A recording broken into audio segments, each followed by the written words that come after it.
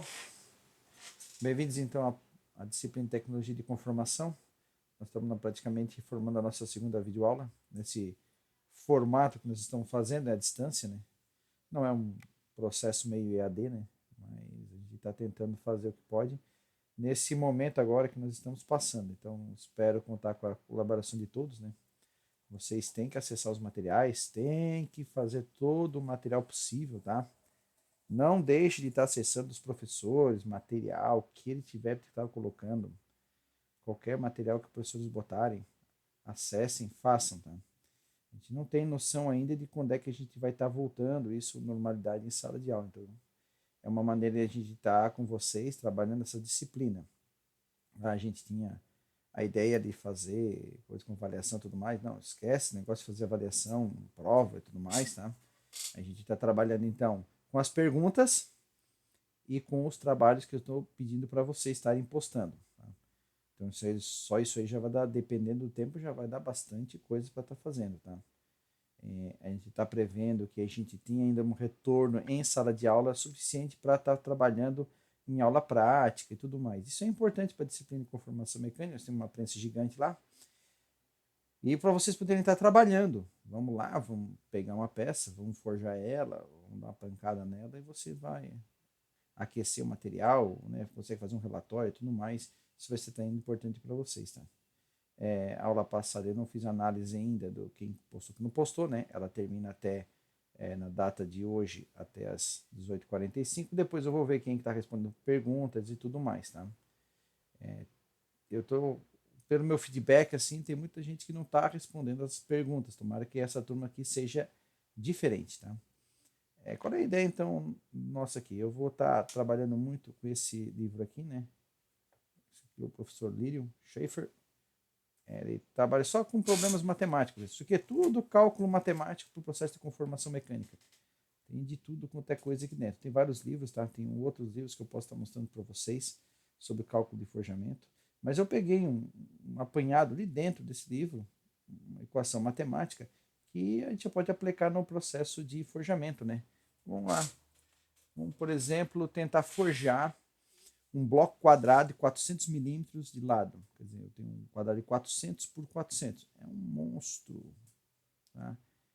E foi submetido uma força de 6,47 meganewtons, né? Então, 647 kilonewtons. É coisa pra caramba também. Você quer pegar um quadrado de quase meio metro e dar uma pancada, tá esperando o quê?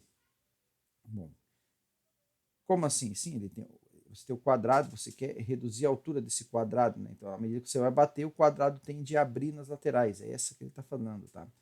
Então, eu tenho o quadrado aqui, 400 por 400, e ele vem e achata esse material. Ele determina, então, quanto é que é o valor dessa deformação que eu consigo fazer, quer dizer, quanto é que eu consegui deformar em altura, esse é o tal do avanço SB, supondo que a tensão de escoamento do material é 60 N por milímetro quadrado. Tá? Então, provavelmente é um material que está sendo forjado a quente. Claro, você vai pegar um material fio de meio metro, haja força de equipamento. Então, vamos trabalhar com esse cara a quente, diz que está 60 megapascal. Tá? É claro, quando a gente aquece, lembra aquela curva de tensão por deformação? Pois é, aquela curva lá, na parte plástica, aquilo é válido a cada determinada temperatura. Se você fez a 30 graus, deu 350 megapascal de tensão máxima, pois é, aquilo é a frio. Se você fizer ensaio a quente, você vai ver que a tendência dessa tensão de escoamento cair, quer dizer, a tensão que o material suporta. A tensão é força sobre área. Se você tem a tensão, você tem a área que está forjando, você tem a força necessária. E aí tem o coeficiente de atrito de 0,3, tá? Colombiano. É um pouquinho grande, tá? O 0,3 mais. E no B, então ele quer saber o valor da força de compressão quando é aumentado o avanço, quer dizer, para 50%. Então, eu dobro, não, vou dobrar não, mas aumento em 50%, né? Vou dobrar a taxa de compressão que eu tenho, tá? E eu diminuo a tensão de escoamento para metade em relação ao item A. Tá? Então, vamos lá. O cálculo desse avanço SB é dado por essa equação matemática, eu posso pegar por ela. Diz que a força que você... lembra, tensão é força sobre área? Tensão é força sobre área. Bom, se a tensão é a força sobre área, se eu pegar a tensão e multiplicar pela área, tensão vezes área é igual a força. É isso que ele tem ali. Tá? Então, ele simplesmente pegou a tensão e chamou de tensão de escoamento, o K de φ. Tá? O professor Lírio faz muito disso, trabalhar em K de φ. Tem outros professores, em alguns livros, que você vai ver realmente tensão, igual que o Salvador coloca, né? Aquela tensão e tudo mais. O professor Lírio usa o K de φ. Esse K de φ é muito da escola alemã, tá? de forjadores. Eles usam muito esse K de φ. Então, o seu professor Lírio tem muito livro publicado nessa área e trabalha muito forte em cima disso. Então, você pode, dependendo de onde você vê, você vai encontrar tensão, como lá tensão normal lá do Salvador, né, que tem os livros do Beer Johnson e tudo mais, e você vai olhar esse K de φ que tem aí. Tá? E a área projetada, né? A área projetada é a área que você está vendo que você está deformando. E aquele coeficiente que você tem 1 mais coeficiente de atrito, mais a deformação de altura, a área, o volume que você projetou, isso é uma relação de atrito que você tem dentro da superfície de contato da ferramenta. Então, pela área projetada e quanto você deformou, você tem um coeficiente aí de aumento de força. Vou precisar fazer mais força para estar fazendo isso. É isso que essa restante do coeficiente que está aqui, ó. Esse cara aqui está somando, tá? Está muito conectado com esse cara aqui. Ó. Tanto é que se o coeficiente de atrito for zero, ó, limpa esse cara, fica quem? Tensão, força sobre área. Que faz sentido, né? Naquela equação matemática que a gente usa no ensaio de tração. Como eu tenho coeficiente de atrito, agora eu tenho uma parte aqui, ó, da minha energia, da força da máquina, só para vencer o atrito, tá? Agora eu tenho minha área projetada. No caso de um quadrado, lado vezes altura, quer dizer, a área que eu projeto. Então, praticamente, uma área projetada é um retângulo, tá? Se fosse uma barra redonda, é o diâmetro aqui, né? Pela essa altura. Claro, porque se você pegar uma lanterna e jogar ela contra, você vai ver um retângulo formado, né? Mesmo numa barra redonda. Se você vê ela de lado, você vê uma barra redonda. Só se você vê de cima, né? Vou ver o círculo. Tá? Então, aqui entra o diâmetro.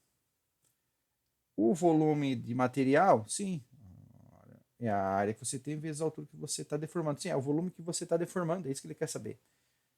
Então, não é o volume do material inteiro que você está. Eu não tenho noção de qual é o tamanho desse material. Ele não diz, mas ele diz que você tem uma altura que você deforma. Ele quer saber quanto é que você consegue deformar por essa força. Tá? E eu tenho, então, eu posso substituir, né, esses valores aqui nesse conjunto aqui. Ó, dá para substituir a área projetada e o volume. Joga esse cara aí dentro. Vou fazer a minha matemática, né? E aí eu começo a substituir os valores. Os meus valores. Então, a altura, esse H0 não é altura, esse é um lado vezes lado, né? Então, ele é de 400, a força de 6,47 vezes 10 na 6, né, meganewtons, então tem que estar em newtons aqui, né? Aqui, 2 vezes 400, que é um dos lados do quadrado, o K de φ é 60, né? Ó, o B é 400, né? Que é o mesmo, é um quadrado, né? SB, ó, tá aqui, ó. É quanto é que você deforma.